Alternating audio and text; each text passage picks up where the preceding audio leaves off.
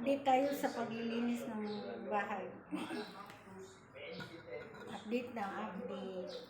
Ang sinasabing question ko o tanong sa naging proseso sa pag-aresto po, hindi po siya makaka-apekto sa legalidad po ng criminal proceedings po sa International Criminal Court. Linis tayo, linis. Kaso ay international crimes at dapat po ito po ang akusado. Nasa harap po ng korte kasi ayaw din po ng international court. Criminal court na magkaroon ng trial in absentia po. Ayaw na po yun. Pero kung pagbabatayan naman ang batas, walang naging mali sa sinasabing pagsuko ng Pilipinas kay Duterte sa ICC. Anya nakasaad sa Republic Act No. 9851 na bilang bahagi ng international community, kailangan isuko ng Pilipinas sa international court ang isang tao na mayroong arrest warrant. Kasi ang legal na batayan po, nasa section 17 paragraph 2 ng RA 9851. Na loob po dyan in the interest of justice, Filipino community to surrender a person who's being investigated or prosecuted before international criminal tribunal. Idinagdag pa ni Andres na wala ring kinalaman ang politika sa pagtulong ng proseso at magiging desisyon ng ICC sa kaso ni Duterte. Basta po, ang pagtingin po ng ICC, titingnan niyo lang po ang facts at yung ebidensya at yung batas. Wala rin po siyang consider na political ramifications po dahil ang ICC po ay isang korte, hindi po siya isang political body. Ang dinig ni Attorney Gilbert Andres, accredited lawyer ng International Criminal Court at isa sa mga bugnato ng mga biktima ng madugong tribunal ng nakalipas na administrasyong Duterte.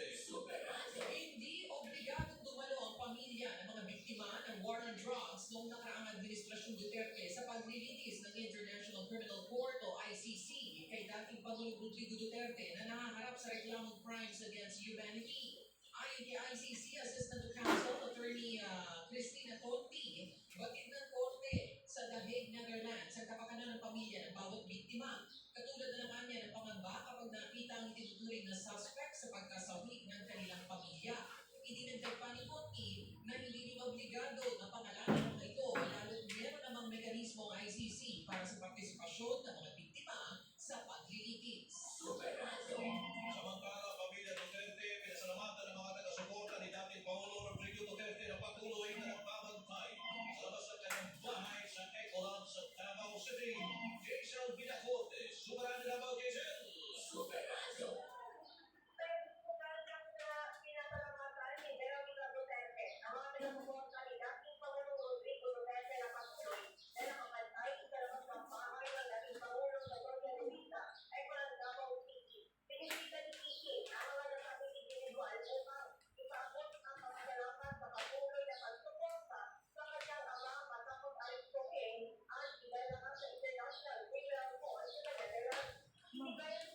Kapoy na.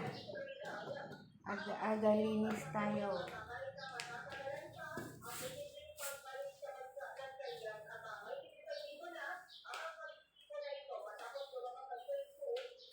Ano naman ginawa mo natin?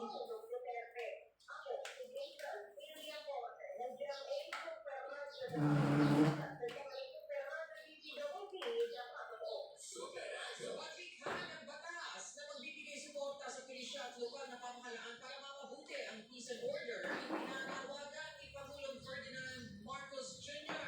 Report mula kay Tuesday News. Tuesday.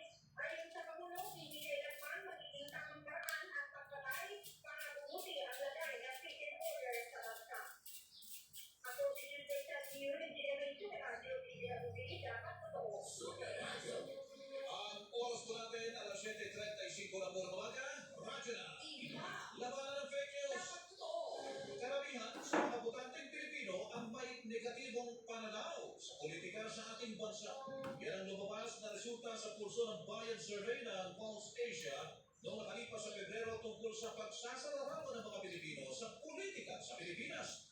37.9% ng registered voters ang nagsabing magulo ang politika sa ating bansa. 17.3% na nagsabing wala ang politika o pera-pera lang. 10.9% na nagsabing awayan, watak-watak o walang pag-aayos ang politika sa ating bansa. Habang 5.8% na nagsabing dayaan at tugasan o bilihan lang ito ng boto. 4.2% naman ang mga rehistradong botanteng Pilipino nagsabing maayos ang politika sa ating bansa. Muling nagpaalala ang Commission on Elections sa COMELEC sa mga kandidato kaugnay na pagsisimula ng pangangampanya sa mga lokal na posisyon sa March 28. Ayon kay Attorney John Rex Laudianco, tagapagsalita ng COMELEC, bagaman pinapayagan na ng komisyon ng digital signages sa mga sasakyan at pagkakabit ng mga campaign poster sa mga pampublikong sasakyan, dapat tandaan pa rin na kailangan sumunod sa sukat ng campaign materials, maging sa mga panuntunan na inilabas ng LTFRB at LTO. Kasabay nito, sinabi ni Laudianco na mahigpit din na ipinagbabawal ang pangangampanya sa Semana Santa o April 17 at April 18, gayon din bago sa bisperas ng eleksyon sa May 11 at mismong araw ng eleksyon sa May 12. May apat na araw po, bawal na bawal mga pala. Una, April 17, Monday, Thursday.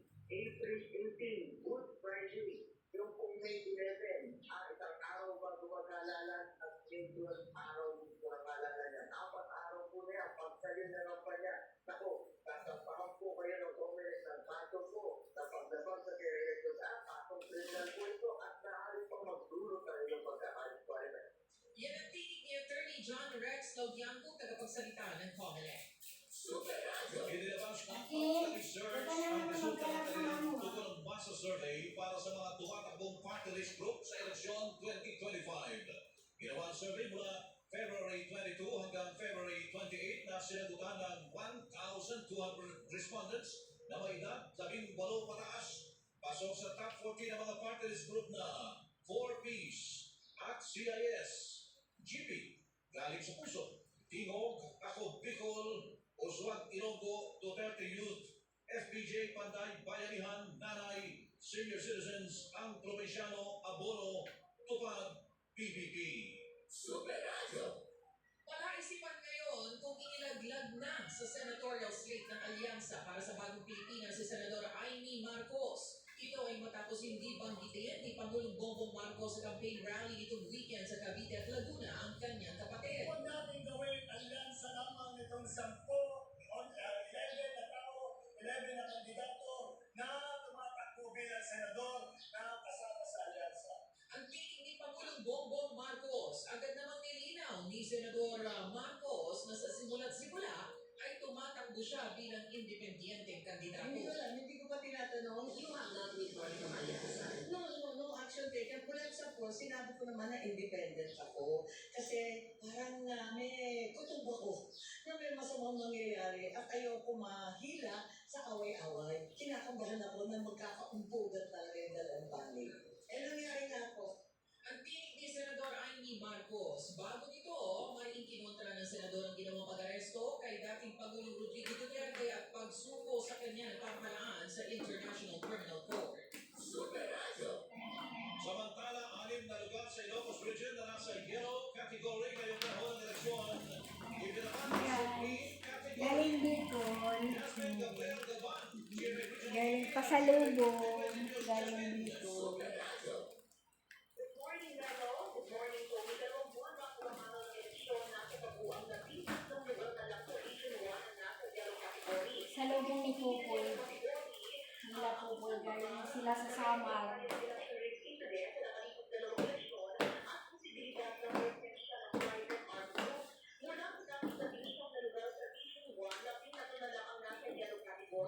Kabilang sa mga inalito yung ng yellow category at itinama sa green category o tumutukoy sa mga lugar na walang security threat ang Cubao, Bago, Davao City, Caguspos, Pawan at Kaputi sa Ilocos Norte.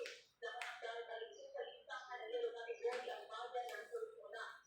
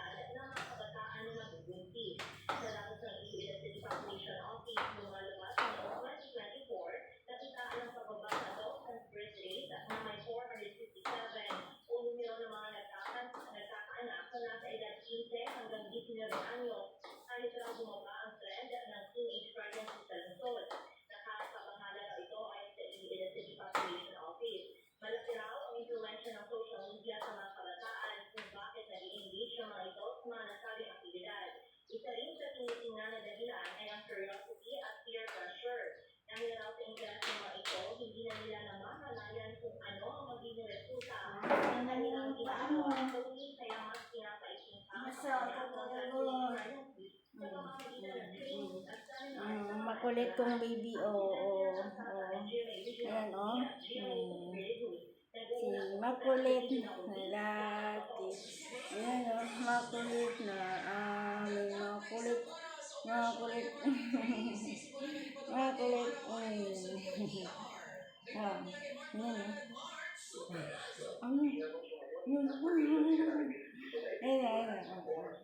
Ayun. Yung tsura mo. Tsura mo. Kita mo? Ha? Kita mo? Ayun. Kita mo yan?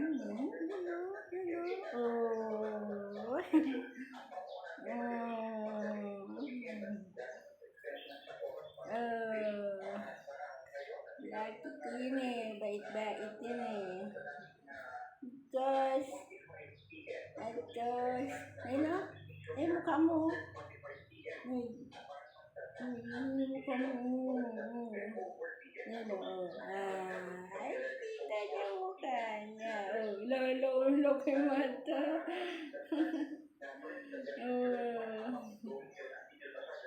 Laki ng mata nila.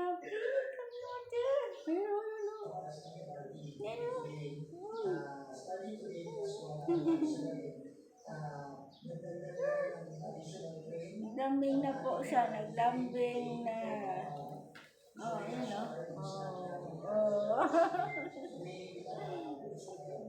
Bilog-bilog na ganyan Ganun siya kalambing, guys. Yung baby namin, Nahiya. Nahiya ka, mapakita mo ka mo. Ayan, Ayaw. Ngayon, kita mo ka ng baby. Nahiya siya. Ayaw. Asus, nahiya.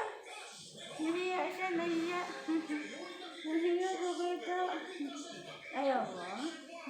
Hello. Kita. Ayun Ayaw magpakita sa mukha. Pawis na ako. Sana. Ha? Ayun mukha mo. Ayaw mo makita mukha mo. Sige, hindi na yung bibig. Nagreklamo. Ayaw, sila ikaw. Ayun ang mukha mo. Nakita mo ka ng bibig.